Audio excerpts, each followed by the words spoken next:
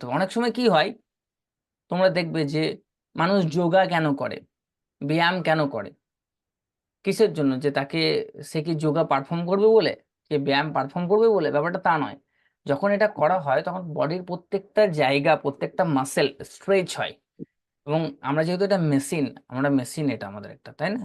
তো এই মেশিনটাকে স্ট্রেচ করা বা প্রত্যেকটা জায়গায় কাজে লাগানো খুব দরকার। যেমন আমাদের ঘরে যদি কোনো মেশিন থাকে, ধরো তোমার ঘরে মিক্সার আছে কি কিছু না কিছু আছে, কিন্তু সেটা তুমি চালাচ্ছ না, লং টাইম অবধি ফেলে রেখে দিয়েছো, তাহলে ওটা নষ্ট হয়ে যাবে। ঠিক কি না? নষ্ট হয়ে যাবে, কল কবজে কাজ করবে না। এখানেও তো তাই, এখানেও তাই হচ্ছে।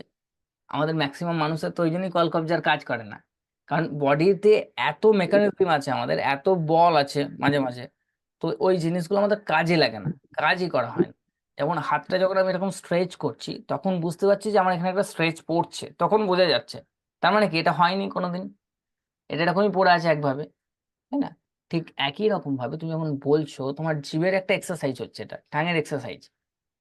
এমন এমন শব্দ যেগুলো তুমি বলোনি আগে বা বলার চেষ্টা করোনি, সেগুলো যখন বলতে যাচ্ছ, তখন তোমার জিভটা অতটা অবধি স্ট্রেচ করতে হচ্ছে। এর ফলে কি, ফ্লেক্সিবল তৈরি হচ্ছে। যখন এটা এরকম হবে, তখন তোমার ভবিষ্যতে এটা কাজে দেবে। ক্লিয়ার? চলো প্র্যাকটিস করতে করতে হয়ে যাবে।